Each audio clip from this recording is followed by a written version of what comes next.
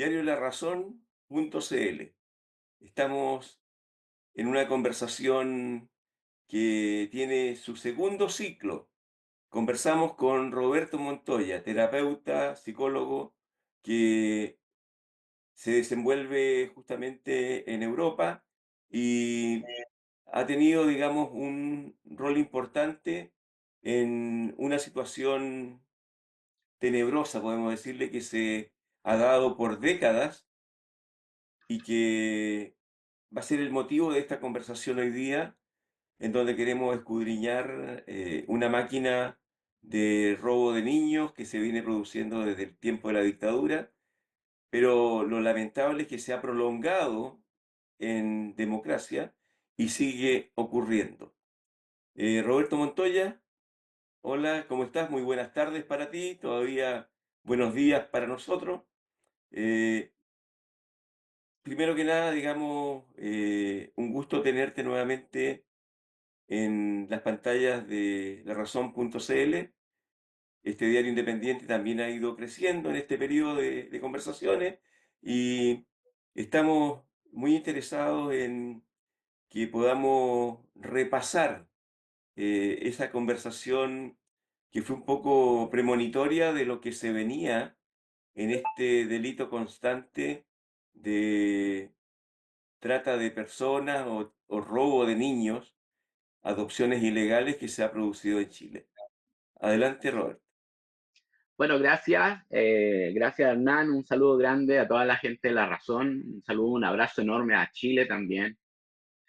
Sé que las cosas han estado un poco movidas últimamente, y claro, como tú bien lo decías, esto ya es la segunda patita de una historia que comenzó entre nosotros hace un par de años atrás, en donde yo acudí a La Razón precisamente para denunciar el modus operandi y la forma como se estaban trayendo niños a Europa para ser adoptados y el modo como esas adopciones se gestionaban desde Chile de manera total y absolutamente irregular en muchos casos.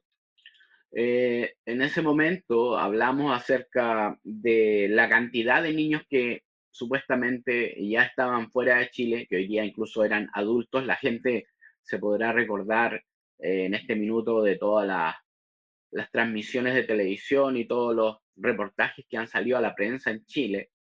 Eh, Dado esto, hijos que han vuelto después de 30 o 40 años a reunirse con sus verdaderas madres y se han enterado que fueron robados desde un hospital, que sus madres fueron engañadas, personas de un contexto particularmente pobre y como consecuencia de eso, siendo víctimas, ¿no?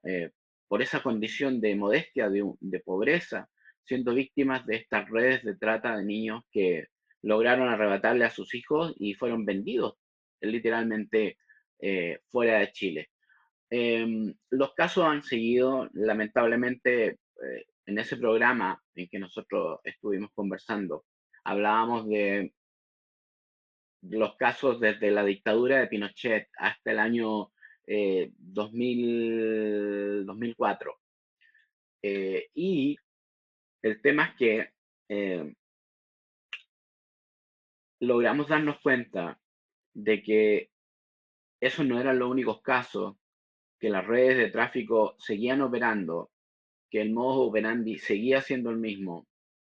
Eh, Gracias a un programa especial acá en Europa, se logró que unos periodistas italianos viajaran a Chile y se infiltraran en la población, se entrevistaran con las madres víctimas, que visitaran los hogares de menores, particularmente los hogares de monjas, que nos evidenciaran ellas mismas eh, álbumes con fotografías de niños que habían sido dados en adopción. Más de 600 niños solo en un hogar de niños habían sido entregados en adopción.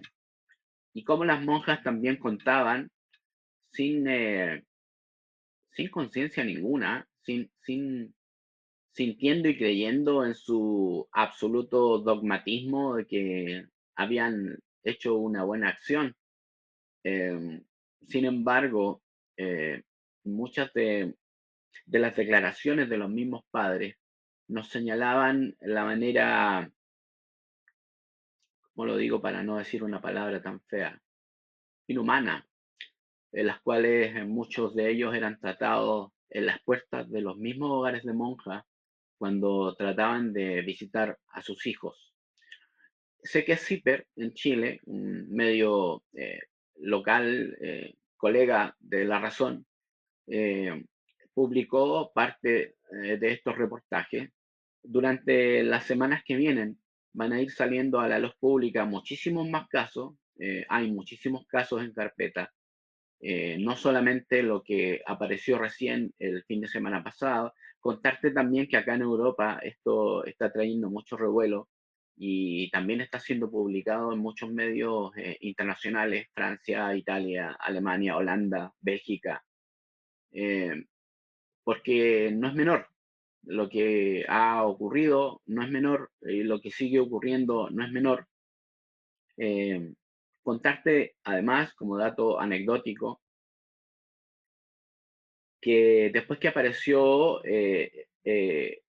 nuestra investigación y apareció CIPER, digamos, mostrando esto, automáticamente algunos padres de Coyhaique y de Aysén fueron llamados por los mismos hogares para que fueran a visitar a sus hijos, que no iban a tener ningún problema en poder estar con ellos.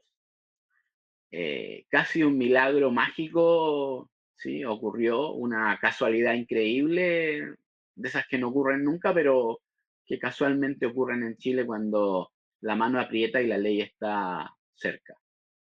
Un asunto ahí, porque la maldad que aplicaban en este tráfico de niños era que familias en situación dificultosa, en conflicto, los niños eran supuestamente protegidos por el Estado en una entidad como Sename, pero Claro, posteriormente, para obtener de un tribunal el hecho de que había un abandono de los padres, se le sí, iba metódicamente negando la visita bajo cualquier excusa, y los padres, que normalmente a veces estaban un poco lejos del lugar donde estaban los niños viviendo, eh, sí, se veían, digamos, poco a poco alejados de ellos, y de pronto, digamos, el tribunal los acusaba de abandono y se decretaba o se sentenciaba que esos niños eran posibles de adopción. O sea, había toda sí. una martingala, una maniobra dolosa para poder llegar a ese justificativo legal de permitir la adopción. Eso está reflejado en lo que ya está publicado por CIPER, Está documentado, está documentado está exactamente, legalmente está. documentado. Claro, entonces, el hecho de que ahora reaccionen haciéndose los totalmente dispuestos a facilitar la relación de la familia, también se negaba o se omitía indagar sobre parientes que pudieran Sí. reemplazar la tutela de los padres, digamos. Entonces, Yo particularmente trabajé en algunos casos en donde logramos conseguir que los niños no fueran sacados de Chile, em, y que efectivamente el tribunal no cumplía con la ley.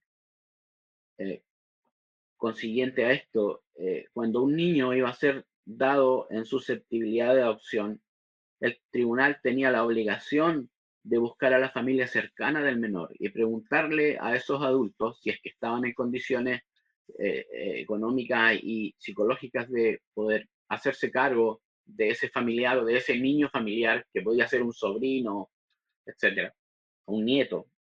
El tribunal no llamaba ni a los abuelos maternos ni paternos, eh, ni tampoco a los hermanos, a los tíos del niño, digamos. Eh, Simplemente daba la orden de la adopción y el niño era rápidamente sacado. Y cuando la familia se daba cuenta de que ya no eran posibles las visitas, porque habían sido negadas en el hogar, no les dejaban entrar. Eh, y acudían, por ejemplo, al registro civil para buscar información del niño, ya los antecedentes del niño no estaban en el registro civil, habían sido borrados del sistema, eh, y ya era tarde para la familia reaccionar.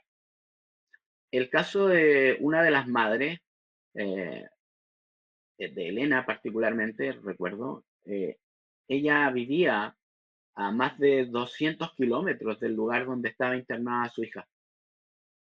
Estamos hablando de personas con una situación precaria económica, que muchas veces trabajan haciendo pololito o por el sueldo mínimo, las que mejor suerte tienen, eh, y que producto de lo mismo no podía costearse un viaje a- al lugar donde estaba su hija para ir semanalmente a visitarla. Esa madre se iba a dedo o caminando, estamos hablando de 200 kilómetros. eh, Se iba a dedo caminando, arriesgando muchas veces su integridad también ella para poder cumplir con las visitas. Y en algunos casos, producto de esto, llegaba tarde y por llegar tarde, las monjas le decían que las asistentes sociales ya se habían retirado y que no podía ver a sus hijos, por ejemplo. Bueno, Eh, es bastante cruel para personas estar cercanas a Dios, ¿no? Resulta paradójico e indignante ver cómo de alguna forma la iglesia y las religiosas, las congregaciones, han estado también vinculadas a estas redes de delito, de crimen, porque robar a un niño es un crimen.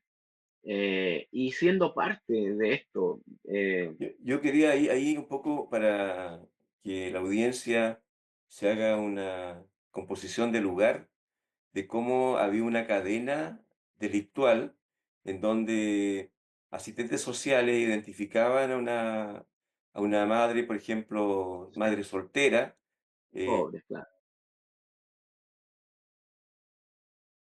actuarios, jueces, casas de acogida que se prestaban para hacer de nursery, de salas cuna prácticamente para los sí, bebés, y todo el movimiento después con el funcionario del registro civil para hacer todo rápido. eh, y esto, digamos, personas que no podían inscribir niños a su nombre porque eran mujeres de más de 40 años que ya no estaban en edad de fecundidad, o sea, era imposible. Pero todo ese artilugio se usaba en términos de esta maquinaria que era una colusión para una asociación ilícita, total. sí, Y hay una pregunta que yo te digo, digamos, ¿en qué medida se ha ido evolucionando a través de la investigación y de las pruebas que se han ido acumulando, como para que esto ya pueda ser investigado oficialmente por el Ministerio Público y arribar a una investigación judicial en Chile? mira, la vez anterior que nosotros conversamos hace un par de años, te comenté que las presiones iban a tener que obligatoriamente venir de Europa. Lamentablemente en Chile la justicia, el Ministerio Público eh, no dan garantías. Por todos conocidos son los casos de corrupción, nombramiento de jueces, eh, fiscales involucrados en delitos, jueces de la Suprema destituidos por corrupción. O sea, el tema en Chile hoy día es más complejo de lo que la gente piensa, pero yo me voy a referir a un caso particular. Me voy a referir especialmente al caso de la asistente social Esmeralda Quesada.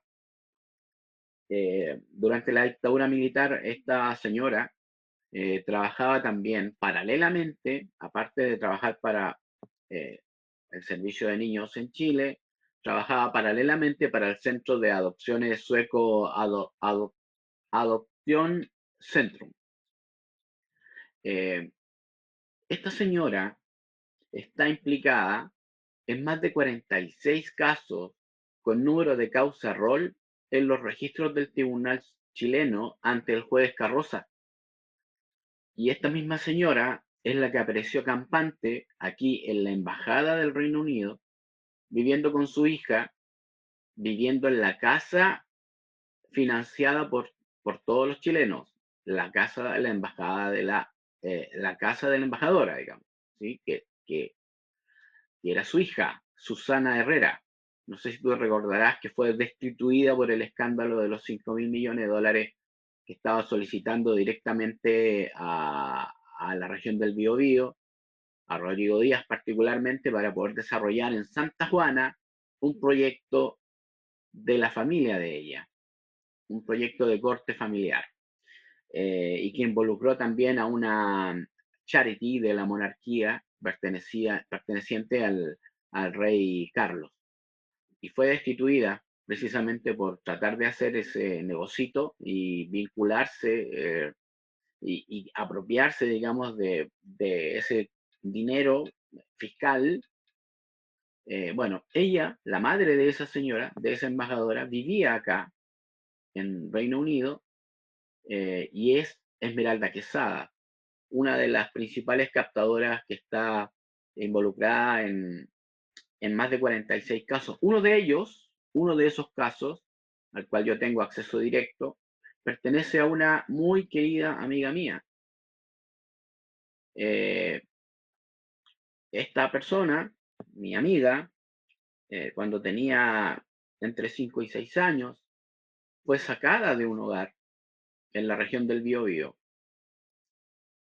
sacada del hogar por la hija de Esmeralda Quesada, que lleva su mismo nombre, y llevada por más de 2 meses a su casa particular en la Villa El Recodo, donde esta niña, mi amiga, ahora adulta, recibía clases de cómo comportarse en la mesa, cómo comer bien, de parte de Quesada y su familia, para ser posteriormente dada en adopción a una familia internacional.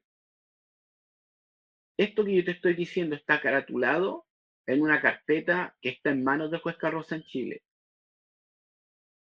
Y esta persona de la que yo acabo de hablar, hay varias, esta es una de las más notorias, está vinculada en más de 46 casos en Chile. Entonces, si tú me preguntas a mí hoy día, ¿qué pasa con la justicia? Te podría decir que el juez Jaime Balmaceda, de quien comenzamos a conversar hace un par de años atrás, fue destituido de su cargo. El juez que estaba con dedicación exclusiva a la investigación de estos casos fue destituido de su cargo por inoperante, por negligente, dado a que dio unas cuñas, una entrevista a un diario europeo, en donde él lisa y llanamente dijo que en los 5 años, 4 o 5 años que él llevaba trabajando en las investigaciones de los casos de los adoptados, no había encontrado hasta ahora ningún delito. Estamos hablando de un juez cercano a la derecha de Chile, en momentos en que el ministro de Derechos Humanos y Justicia era Hernán Larraín, uno de los principales defensores de Colonia Dignidad, y Paul Schaeffer. O sea, de ese contexto estamos hablando. Bueno, ese juez dijo que, según él, bajo su criterio, que un funcionario de la salud le dijera a la madre que su hijo había nacido muerto no era delito. Y que hasta el minuto no había encontrado ningún culpable en todos los años que llevaba investigando. Fue destituido de su cargo. Entonces, si tú hoy día me preguntas si yo considero que Chile da garantías, es cosa de prender la tele y ver cuánta información respecto de jueces, ministros. eh, Es un caso candente en este momento, lo que estás planteando lo que ahí. pasó con Hermosilla es el mejor ejemplo de Sí, lo que te estoy claro. diciendo. No, si eso Entonces, está ahí. un acta, si yo presento un documento a un tribunal donde el juez está directa o indirectamente involucrado en esto, jamás va a fallar con sentido de justicia. Siempre va a intentar proteger a quienes están en esa red. Es lo que pasa Ahora, con el mundo. ahora esta red tiene lógicamente una ramificación o un tronco de base en Ya. las organizaciones que trafican en Europa para atender a matrimonios que necesitan. Ahora, el tema es más siniestro en términos de que no solamente se ubica a familias que no tienen niños, tienen problemas de concebir, sino que también puede prestarse para otros fines. Allá la pedofilia, eh, hay gente detenida en Estados Unidos, ¿verdad? Hay sectas pedófilas entonces, el ramaje de la maldad, que está, enraizada en todo este fenómeno, es realmente una caja de Pandora, porque saber Te voy a, al otro lado allá, quiénes son los que están en el tráfico. te voy a dar un caso práctico, absolutamente práctico. Eh, ya que te comenté acerca del tema del asistente social, Esmeralda Quesada, también hay otros casos, como el caso, dame un segundo, déjame buscarlo acá porque no quiero equivocarme en el nombre.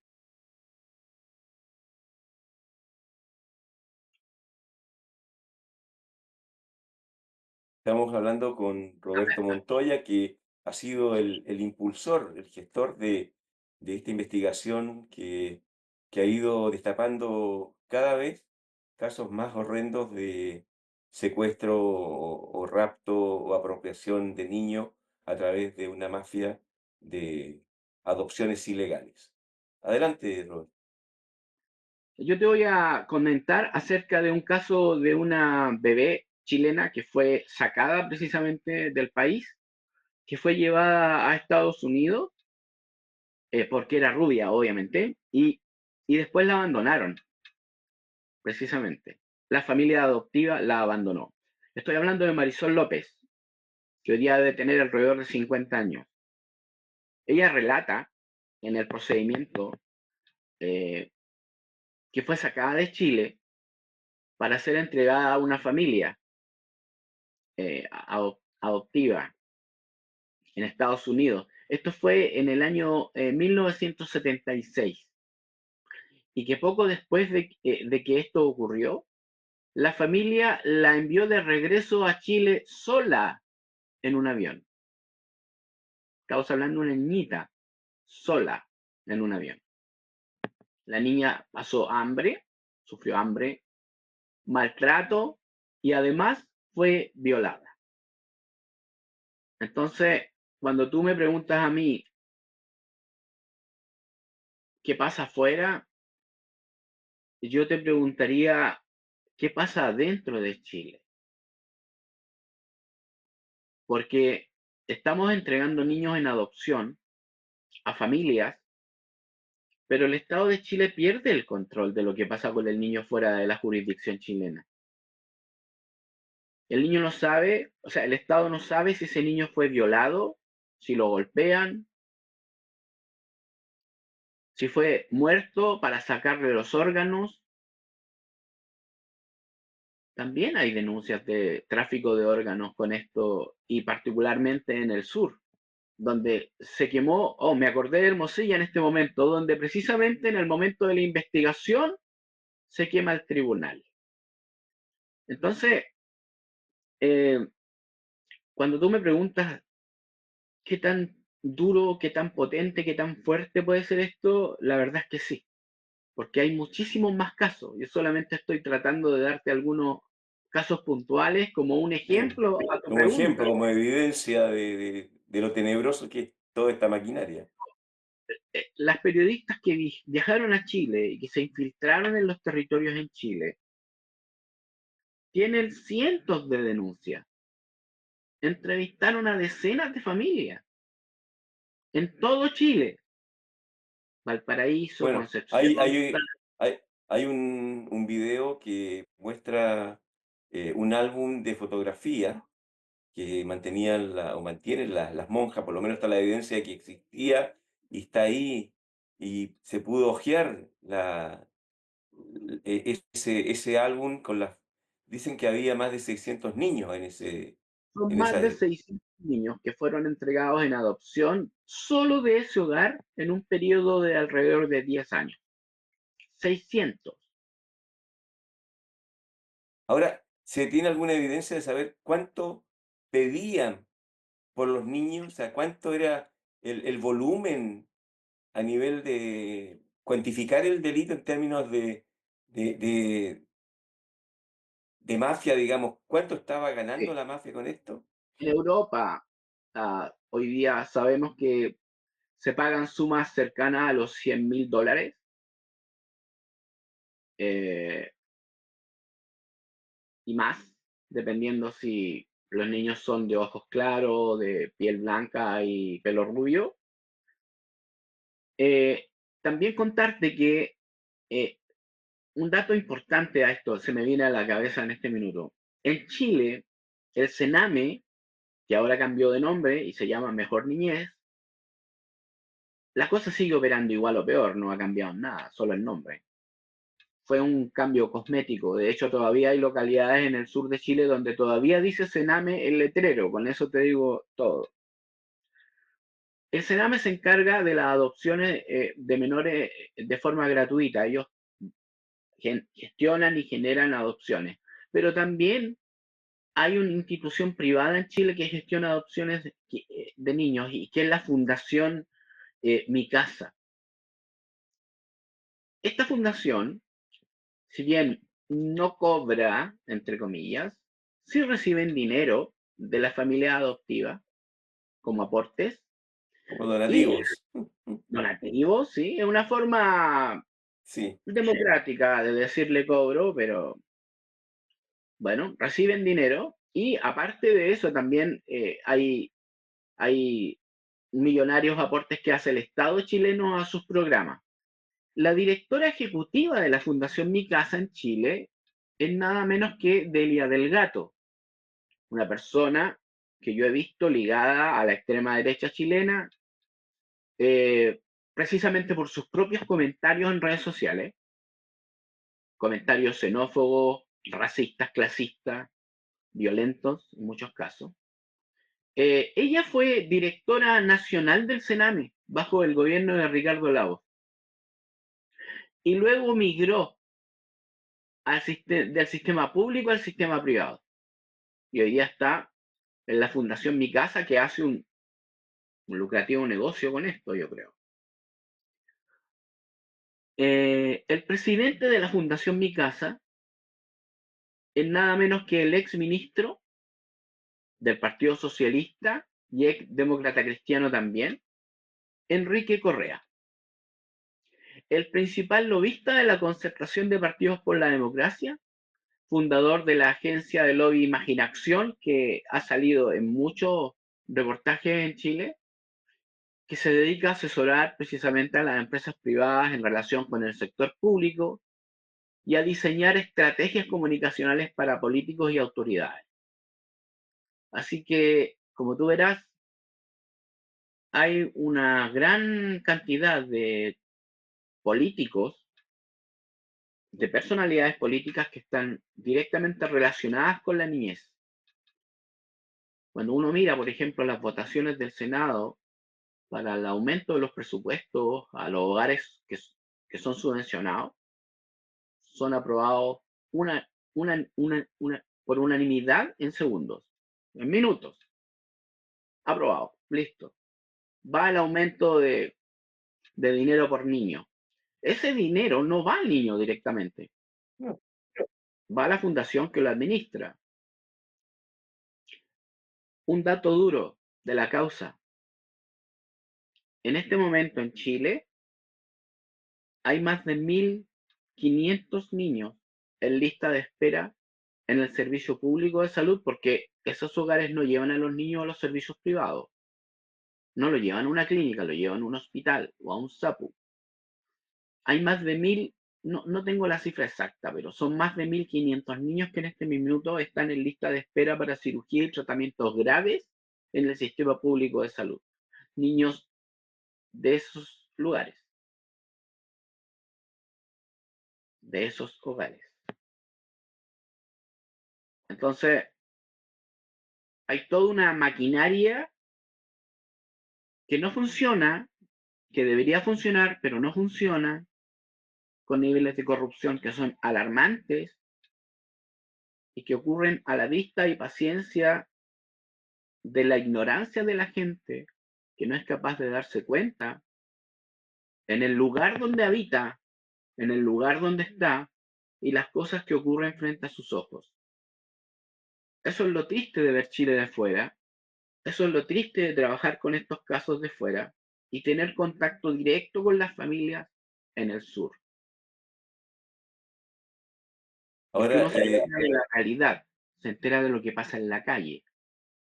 esas familias que están ya mencionadas en lo que ha publicado hasta ahora CIPER, lo que se ha sabido Sí. de hasta aquí de la investigación, ¿esas familias tienen alguna posibilidad de ser, de lograr alguna reparación por haber sido víctimas de, de esta máquina Sí. donde está el Estado involucrado?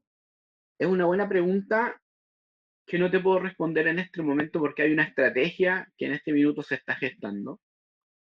Pero sí te puedo decir que se está tratando de buscar un soporte internacional potente. em, y eso es todo lo que te puedo anticipar de lo que está pasando. ¿Sí? Ahora, por razones de seguridad, los dirigentes sociales y las personas que han estado vinculadas a todo nuestro trabajo durante todos estos años eh, siguen siendo anónimas, se siguen manteniendo anónimas por su seguridad personal, ¿sí? O sea, si alguien me Eh, pregunta por qué no dan el nombre, yo te diría, bueno, preguntémosle a la gente dónde está Julia Chuñil. Ese es el mejor ejemplo de por qué no damos el nombre. y además que se ubica en el territorio cercano a donde desapareció Julia Chuñel. Así Estamos es. hablando del sur de Chile. Tú lo referiste Ojo, en la primera conversación. de un empresario que estaba en disputa con ella por el territorio que todavía no le paga la CONADI. Ojo, Bueno, el tema, digamos, es que eso, ahí duele Chile, ahí duele, digamos, por la situación amoral que se vive, digamos, ya directamente no hay ningún principio que se respete, porque si los tribunales de justicia están cooptados por estas mafias que se ha destapado en el caso de Hermosilla y para atrás también, porque ha habido movimientos de décadas en este quehacer. Y lógicamente la prensa independiente como CIPER, como La Razón, lo único que puede hacer es dar a conocer los hechos y hasta ahí es lo que puede llegar el periodismo, porque el resto es un asunto de que funcionen las instituciones, pero funcionan siempre de reversa, digamos, ¿ya? Funcionan para adentro, tratando de apagar incendios, de cuidar imágenes, de instalar vocerías que mitiguen ahí el opera la impacto. imaginación, po. Ahí Exacto, opera esa el es, señor Correa claro, ¿no? con Es ciencia. que justamente, o sea, digamos, eh, es un tema comunicacional, ¿ya? Que mientras sacar que no raye mucho la pintura el hecho, pero que después todo siga como los eufemismos, siga funcionando igual. Bueno, Roberto, yo creo que ha sido muy rica esta conversación. Hay que complementarla con lo que ya está distribuyendo CIPER en los reportajes que ya publicó y lo siguiente. Ahí nosotros adherimos plenamente, digamos, a esa difusión y dentro de nuestro resorte, digamos, como periodismo independiente, La Razón.cl va a publicar esta entrevista y deja los micrófonos abiertos a tu disposición para cuando tengas más que decir, ¿no? Y ojalá que sean situaciones que muestren una luz en medio del túnel, una luz de justicia, de reparación, de, de lograr que nunca más ocurra. Es la aspiración de todas las campañas de derechos humanos, ¿verdad? Reparación y seguridad de no repetición de los hechos. Aquí la máquina es muy tenebrosa, es muy grande, y seguramente las ramificaciones internacionales también lo son, ¿ya? Esto tiene connotaciones satánicas, digamos, esto es el el el evangelio dice en alguna parte, digamos, el que se mete con los niños, que se ponga una rueda de molino al cuello, ¿verdad? Porque ese va a ser el castigo que va a tener del Padre. Entonces, en ese sentido, digamos, en términos no religiosos, sino que de humanidad simplemente, eh, quien hace daño a un niño, ¿verdad? No tiene perdón de Dios y es el peor de los infiernos, lo que merece. Y lógicamente eso significa que del lado de los buenos se pelee por no ignorar, por no hacerse los lesos, comentar este problema, ¿verdad? Comentarlo y no perder la capacidad de asombro. O sea, te voy a dar Porque un ejemplo, Hernán. Hay un diputado de la zona en el sur que cuando se enteró de esto, trató a las madres víctimas de esto, de prostitutas, de borrachas, de drogadictas, y es un diputado que ahora va a la reelección. Es un diputado joven de la zona. Entonces, cuando uno mira este tipo de cosas desde la distancia, dice, Chile es un país secuestrado, literalmente. Y mientras la gente no despierte y no se dé cuenta, va a seguir igual o peor. Quiero aprovechar estos minutos para agradecer por la entrega, por creer, por la valentía a Eliana Basso, a Paulette Desmond-Mills, a Julia De Luca, a Boris Besama y Luis André Williams, por todo este trabajo que hicieron en Chile de viajar, de involucrarse, de investigar, gracias al apoyo de dos becas europeas, que es el Journalist Fund y el IJ4EU. Gracias a ellos logramos encontrar la evidencia de que esto no ha parado y que sigue ocurriendo. Mi gratitud también para, como decía, las dirigentes sociales que siguen acompañando a las familias en el sur y que por su seguridad yo no voy a nombrar, y a las cientos de madres que aún no pierden la esperanza de tener algo de justicia en tribunales internacionales y reencontrarse algún día, si Dios quiere, con sus hijos robados.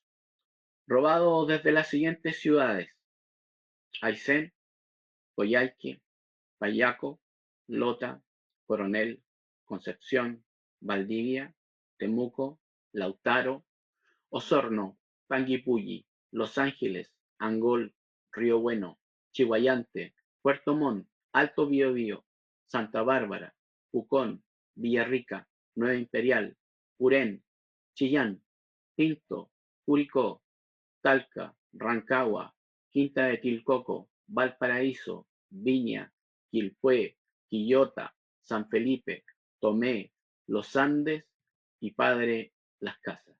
Muchas gracias por este tiempo a Diario La Razón y a ti, Hernán. gracias, Roberto Montoya, y cuídense mucho, porque ustedes son muy indispensables para que la verdad se conozca y te felicito por la perseverancia por haber seguido prácticamente solo en este gran desafío. Y bueno, cuenta con nosotros en términos modestos, en la medida de nuestra fuerza. Un abrazo grande. Muchas gracias.